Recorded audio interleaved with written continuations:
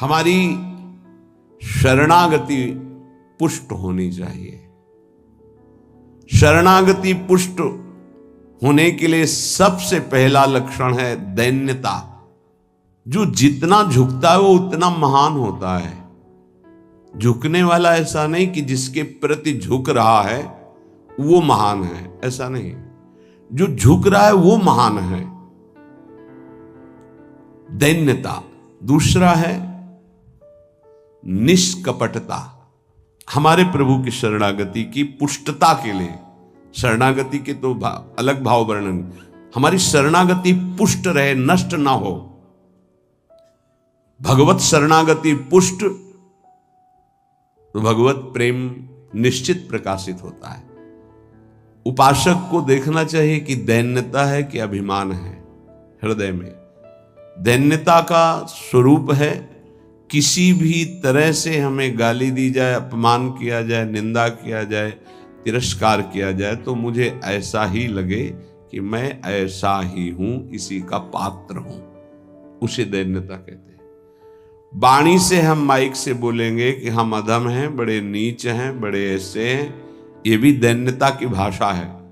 और हाथ जोड़कर प्रणाम मुद्रा में रहेंगे, ये भी दैन्यता की मुद्रा है। लेकिन यहां हृदय की दैन्यता को कह रहे हैं कि जब कोई दूसरा कहे तू नीच है, अधम है, पाखंडी है, दंभ करता है, भक्ति नहीं है, और अपने को सीधी बात ये लगे कि सही बात है, मैं ऐसा ही हूं, इसे दैन्यता कहते हैं। शरणागति हमारी जो विक्षिप्त हो जाती है, जो दोषयुक्त हो जाती है, जो पूर्ण नहीं हो पाती शरणागति, उसका कारण देहाभिमान, उसका कारण गुणाभिमान, साधनाभिमान, इनमें से कोई न कोई अभिमान होता है। इसलिए कह रहे सबसे पहला लक्षण बाबा की विचार में दैन्यता, और ये बहुत प्रिय है दैन्यता भगवान को। दूसरी है निष्कपटता। कपट नहीं रखना चाहिए। हरि और गुरुदेव, हरि गुरु चरण सेवा अनुसरहु, अर्चन बंदन संतत करहु, दास संतन कर सुख लाओ। हृदय में कम से कम एक जगह तो निष्कपटता आ ही जाए गुरुदेव भगवान से। पर ये बहुत छलिया मन है, ये सर्वज्ञ प्रभु से भी छल करना चाहता है, बहुत छलिया है। अगर हमारी शरणागति का अपहरण कोई करता है तो अभिमान और कपट। दूसरा जब निष्कपटता है तो कपट अगर है तो हमारी शरणागति ढक जाएगी। मोहि कपट छल छिद्र न भावा, मेरे प्रभु कह रहे हैं। यही दरबार दीन को आदर, पक्की बात। पहला है दैन्यता, दूसरा है निष्कपटता। शरणागत उपासक के हृदय में कपट नहीं। कपट का मतलब होता है कि मुख से कुछ और बोल रहे हैं और हृदय में कुछ और है। ये कपट प्रायः अपने लोग बहुत अच्छी तरह हृदय में सजा के रखते हैं, इसीलिए शरणागति पुष्ट नहीं होती। निष्कपटता, जैसे का वैसा, बिल्कुल गुरु के सामने, प्रभु के सामने, उसमें। तीसरा सत्यता। वाणी में सत्य, हृदय में सत्य, आचरण में सत्य, सत्य धर्मयुक्त। असत्य संपूर्ण संसार के भोग और संबंध है। किसी भी संबंध और भोग में प्रियता है तो शरणागति का अपहरण हो जाएगा। सत्य श्री भगवान, नाम, धाम, लीला, रूप, प्रेमी जन। इसके अलावा सब मिथ्या। जितना कुछ देख रहे हो परिणाम देखा जाता है, परिणाम में सब झूठा। चौथा सर्व समर्पण। सर्व शब्द लगा हुआ है, तन मन प्राण एक एक वृत्ति केवल अपने शरण की तरफ।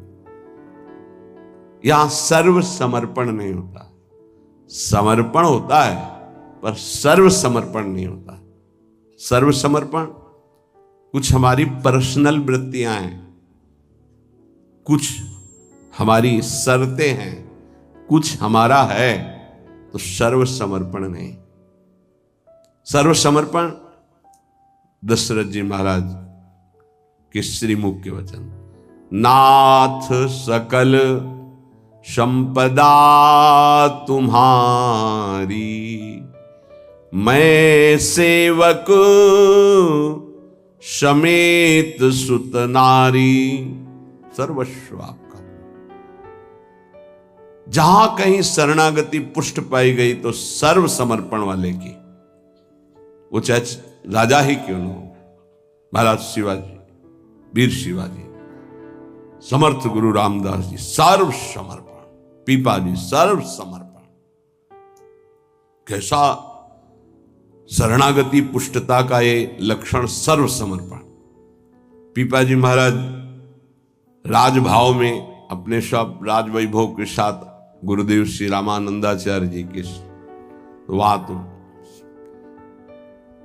पार्षद खड़े रहते थे, सहज में ऐसे थोड़ी मिल सकते हैं। आप जाके प्रार्थना की, कह दो कि महाराज पीपा जी आए हैं और स्वामी जी के चरणों के दर्शन करना चाहते हैं।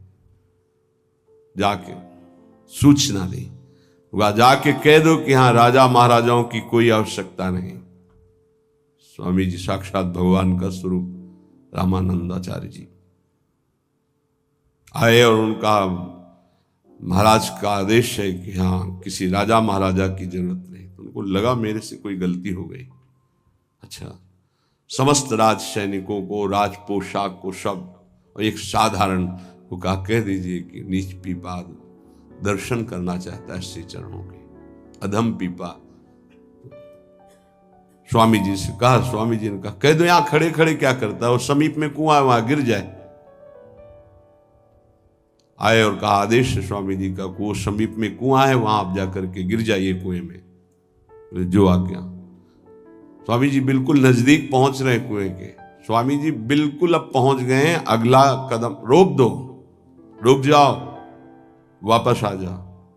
स्वामी जी निकल के आए, दर्शन दिया, जाओ हम स्वयं आएंगे तुम्हारे नगर में, फिर तुम्हें मंत्र और विरक्तता सब प्रदान कर। महापुरुष बना दिया। पीपा जी का पावन चरित्र है, सर्व समर्पण, प्राण समर्पित है, कुएं में गिर जा, मतलब तन प्राण सर्व। पहले में राज धन वैभव, बड़ा शरणागति का महामहिम स्वरूप है। ये समर्पणता तो हम दिखाते हैं, लेकिन सर्व समर्पणता नहीं। कुछ अपना है, कुछ आपकी बात मान लेते हैं, इसीलिए वो खिचड़ी बनी रहती, शरणागति नहीं हो पाती। जब उपासक के हृदय में अपना अस्तित्व रहता है तो उसको भक्ति नौटंकी नाटक नजर आती है। अपनी वासना की पूर्ति, अपनी इच्छा की पूर्ति के लिए वो भगवान की उपासना को नाटक समझने लगता है। अगर अपनी वासना, अपनी इच्छा, इसका त्याग कर दिया जाए तो भक्ति का परिचय मिलता है। प्रायः बड़े बड़े महाभागवतों के घर वाले ही, परिवार वाले ही उनको नहीं समझ पाए और उनका तिरस्कार करें। इस बात के लिए वो जैसा चाहते हैं वैसा आप चलिए, उनको जितना पसंद है आप कीजिए। जैसे कुछ भक्तों को कि हमको पूरी रज लगाना पसंद नहीं, बस हल्का सा तिलक लगा लीजिए, क्योंकि आपने गुरुमंत्र लिया इसलिए तिलक लगा लीजिए। ये जरूरी है पूरा मुंह में थोपना, क्योंकि तुम्हारी दृष्टि नहीं है ना। तुम रज पसंद नहीं करते, गाल गोरे पसंद करते हो। ये पसंद कर, ये चमड़ी कब तक रहेगी, नष्ट हो जाएगी। न तुम्हारी रहेगी ना जिसकी देख रहे हो उसकी रहेगी। पतन हो जाएगा। जिन जिन भक्तों का विरोध किया उनका पतन हो गया। ये सर्व समर्पणता भक्ति में जब साधक चलेगा तो अपने आप आ जाएगा। उसको किसी की कोई परवाह नहीं रहती, अपनी भक्ति में कहीं वो आंच नहीं आने देगा।